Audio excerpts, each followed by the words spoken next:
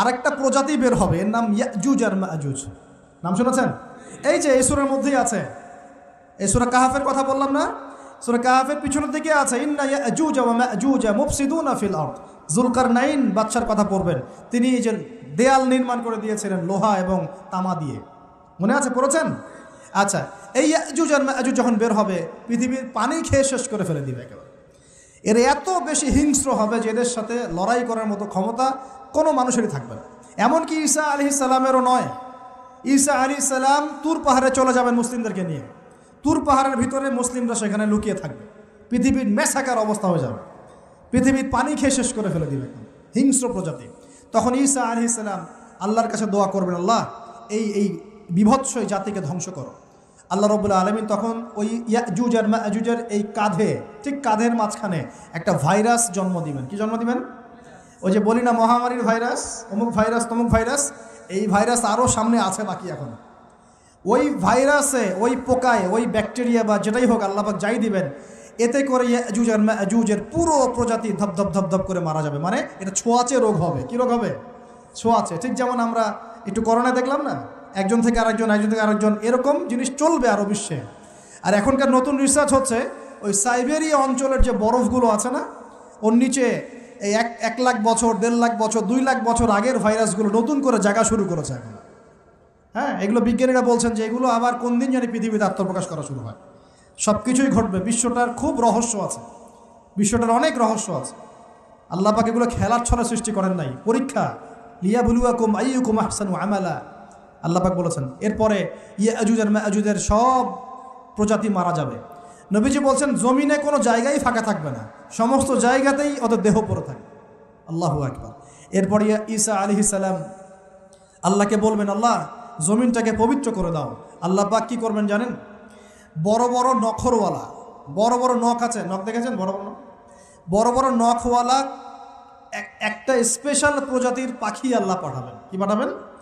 পাখি। এটা কোন পাখি, কি নাম আমরা জানি না, মহাবিশ্বের কোন জায়গা থেকে আসবে তাও জানি না, পৃথিবীতে আসে কিনা তাও জানি না, আল্লাহ পাঠাবেন। আবাবিল, তয়রন আবাবিল যখন আল্লাহ পাখি পাঠিয়েছিলেন না, ও আরসালা আলাইহিম তয়রন আবাবিল, আসলে ওই পাখির নাম কিন্তু আবাবিল না, আবাবিল মানে হচ্ছে ঝাঁকে ঝাঁকে। তো ওই পাখি কি আর দেখা গেছে? ওই রকম করে পাথর কেউ নিক্ষেপ করেছে? আর ঠিক এরকম করে এই এক শ্রেণীর পাখি আল্লাহ পাঠাবেন যাদের নখগুলো খুব বড় বড় হবে, বিশাল বিশাল নখ। এই নখগুলো দিয়ে তারা দেহগুলোকে উঠাবে, উঠিয়ে নিয়ে কোথায় যে ফেলে দেবে আল্লাহ ভালো জানে। সুবহানাল্লাহ, আল্লাহু আকবার। আল্লাহ পাক বিশ্বে কত কি বাকি রেখেছেন এখন। এরপরে আল্লাহ পাক কী করবেন জানেন? আল্লাহ পাক বৃষ্টি বর্ষণ করবেন। এত বেশি বৃষ্টি হবে, এত বৃষ্টি হবে, জমিন ধুয়ে পরিষ্কার হয়ে যাবে। হাদিসে আসছে জমিন একদম চকচক করবে, জমিনটা পরিষ্কার হয়ে চকচক করতে থাকবে।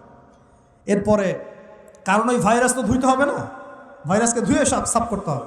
তারপরে ঈসা আলাইহিস সালামের সময়ে বলা হচ্ছে, তার সময়ে একটা ডালিম দেখেছেন কি না?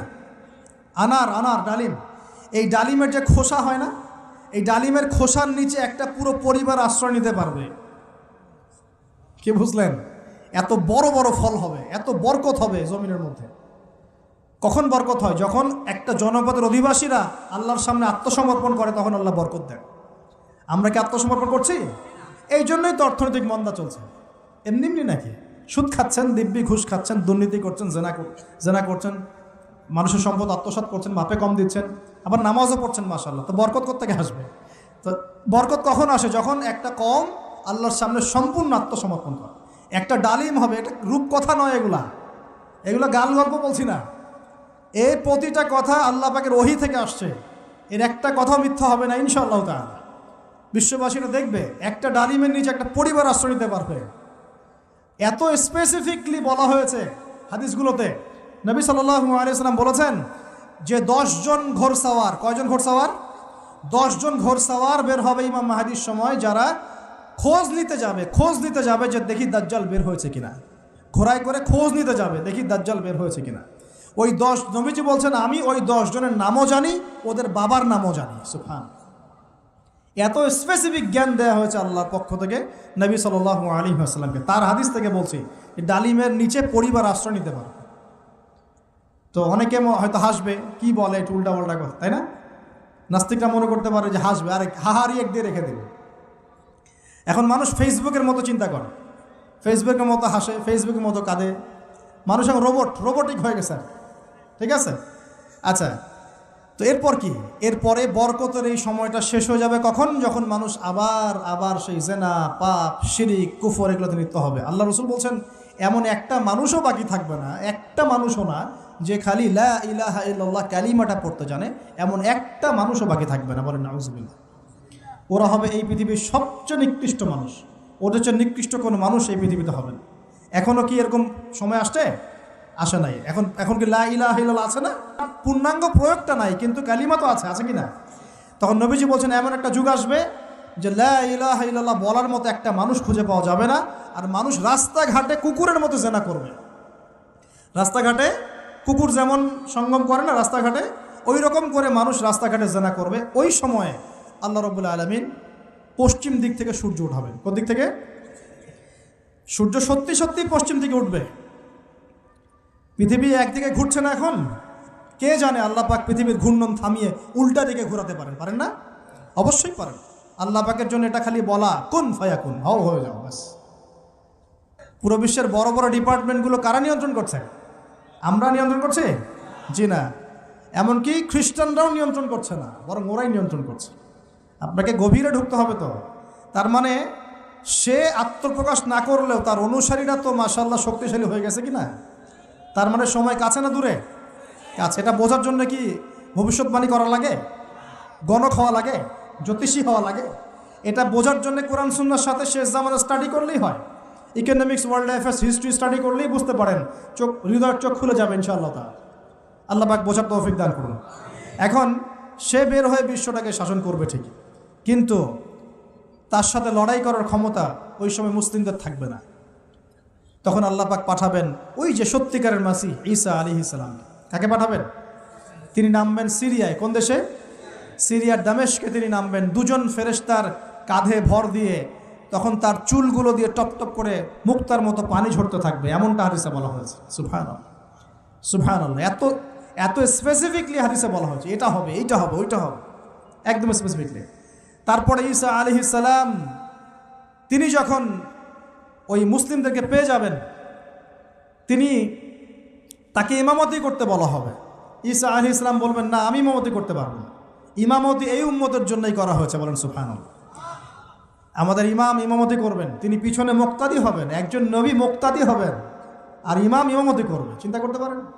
এরপর নামাজ শেষ হওয়ার পরে বলবেন তিনি, দরজা খুলে দাও, দরজা খুলে দাও। এটার ব্যাখ্যা আমার কাছে মনে হয় হয়তোবা তখন অবরোধ থাকবে, অবরোধটাকে তিনি ভেঙে দিতে বলবেন হয়তোবা, আল্লাহ ভালো জানেন।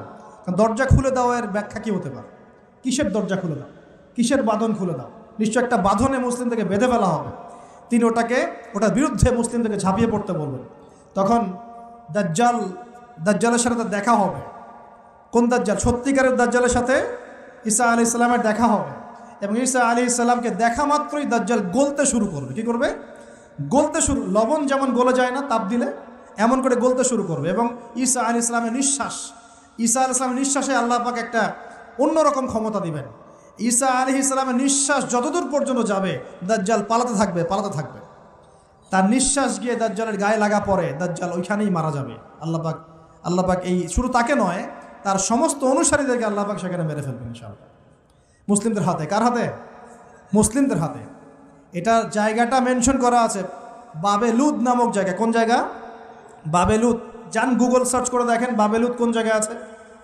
আমি বলে দিব না, দেখেন কোন জায়গায় আছে, কারা ওটা নিয়ন্ত্রণ করছে দেখেন। ওইখানে দাজ্জাল মারা যাবে। মানে সত্যিকারের মাসিহের হাতে মিথ্যা মাসিহ মারা যাবে ইনশাআল্লাহ, ঠিক আছে? এবং তার অনুসারীদের পতন হবে। এরপরে ঈসা আলাইহিস সালাম এই ক্ষমতাটা দখল করবেন এবং সারা বিশ্বে তিনি শান্তি শৃঙ্খলা কায়েম করবেন। একজন ন্যায়পরায়ণ শাসক হবেন ইনশাআল্লাহ তাআলা।